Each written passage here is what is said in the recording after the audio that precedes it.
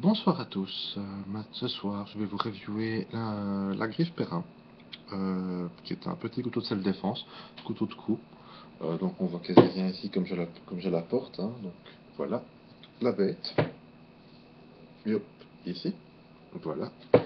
Avec donc une paracorde en guise de collier qui est vachement trop courte si vous la portez sous un t-shirt ou sous un pull ou tout ce qui n'a pas de boutons centraux. Sinon, vous pouvez toujours garder un ou deux boutons ouverts sur vos chemises pour justement déployer à l'intérieur, donc rentrer votre main le long de votre torse à l'intérieur, sortir la lame plus haut. Sinon, il faut la porter au niveau du nombril pour la partie la plus facile. Sinon, vous ne remonterez jamais assez vos vêtements pour déployer facilement en cas d'urgence. Alors ensuite, le fourreau. Quasi aucune rétention. Ça dégaine plus vite, mais en même temps, vu que le couteau n'est pas volant en lui-même, vu qu'il est soit accroché à la corde, soit vous pouvez toujours essayer de bricoler un clip ou pour le fixer quelque part en ceinture ou en boucle de pantalon, etc. Ou dans votre poche même. Donc dans tous les cas, la rétention, je suis pas fan. J'aimerais mieux qu'il y ait un peu plus de rétention. Sans compter que quand il pendouille trop longtemps, il finit par parfois se péter la gueule. Ça m'est pas arrivé souvent, mais 2 fois en quelques années, c'est quand même beaucoup trop à mon goût.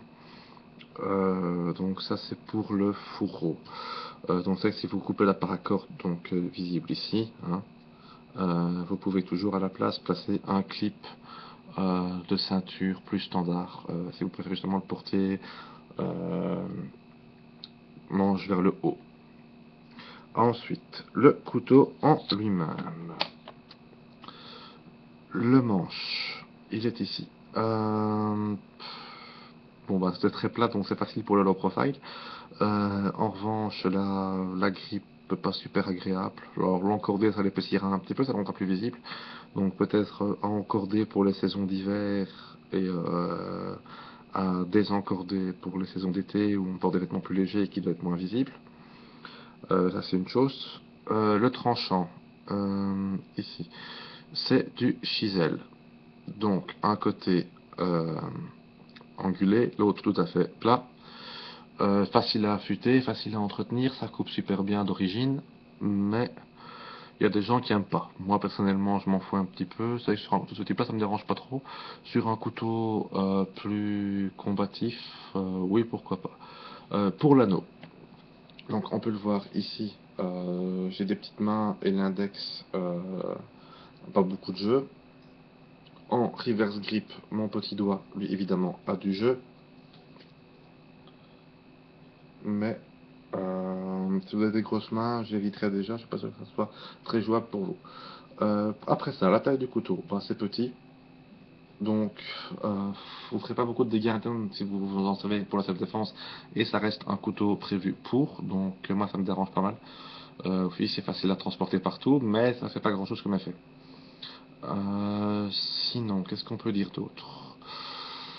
Je dirais pas. Ouais, personnellement, c'est pas un de mes choix favoris. Je pense que je changerais le fourreau Kydex pour commencer. Qu'il est plus utile en reverse grip et être utilisé comme un carambit à ce moment-là qu'en forward. Pour le reste, bah, on a à peu près fait le tour du produit. La pointe est bonne aussi, hein. Il a une bonne pointe, hein, donc il aura une pénétration correcte. Mais vu que c'est une lame très courte et qu'en plus on a un endroit qui risque de bloquer au niveau de l'insertion profondeur de la lame, vous rentrerez pas très loin dans le corps de l'adversaire. Et vu que c'est un outil de self-défense, ça me pose un gros souci. Surtout si la personne a des couches de vêtements en plus. Donc, oui, comme backup. Euh, c'est le couteau, autrement le last ditch, la dernière chance. Vous avez un couteau digne de ce nom qui se fait désarmer, vous passez sur ce type de produit-ci. Bon, après, il y a des équivalents comme la griffe Emerson aussi, par exemple, pas sur la griffe Perrin que j'ai en main. Mais au fond, on en reste sur le même type de produit, même taille, donc assez court. J'aurais préféré peut-être une lame plus courte, ça aurait eu au moins un usage plus utilitaire pour couper une corde d'une certaine sécurité, tout en faisant des plus gros dégâts aussi dans la chair humaine.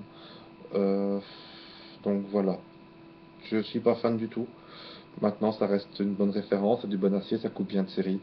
Ça vient dans le modifier. Il y a des produits beaucoup moins chers que là, ils doivent être clairement modifiés. Ici, de série, c'est utilisable.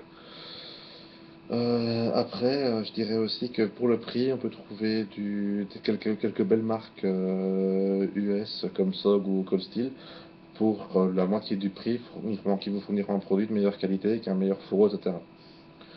Donc, oui, pas convaincu du tout par le produit, mais pourquoi pas comme backup. J'espère juste trouver mieux. Maintenant, c'est clair que le niveau de ce type de lame-ci, euh, c'est pas du tout dans mon style de lame que je porte d'habitude. Je porte des carambites, je porte des couteaux fixes, de taille standard, je dirais entre 10 et 15 pouces, même parfois plus gros pour du bushcraft.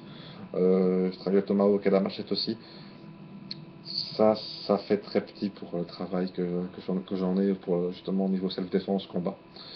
J'ai une préférence pour des trucs plus grands et plus faciles à porter. Vu que dans son cas ici, pour moi, le premier souci, je dirais même avant la taille du couteau, etc., c'est que le fourreau en lui-même de série est pas très utile et qu'un fourreau en Kydex, c'est déjà pas gratuit sauf si on le fait soi-même. Euh, et encore, faut acheter toutes les pièces, hein. On va dire que le Kydex en lui-même coûte pas très cher, mais le travailler au four, ça coûte quand même de l'argent aussi. Les clips ceinture, c'est tout sauf gratuit. Donc au final, ça commence à monter assez vite au niveau du budget. Donc voilà. Perso, je ne le recommande pas particulièrement. Maintenant, à la limite, oui, comme vraiment. Ou bien sinon, ce que j'ai pensé aussi, mais j'ai pas pu tester parce que c'est pas mon style évidemment, c'est le couteau de sac à main. Pour mesdames, oui, pourquoi pas. C'est facile à camoufler quelque part, en le clipsant, en modifiant un peu le fourreau et en le clipsant directement dans le fond du sac. C'est petit, c'est discret, ça prend pas de place. Donc pourquoi pas comme backup pour ça aussi, plutôt que de déployer un truc plus complexe. Mais sinon, vraiment pas très convaincu. Voilà. Une très bonne soirée à tous. Au revoir.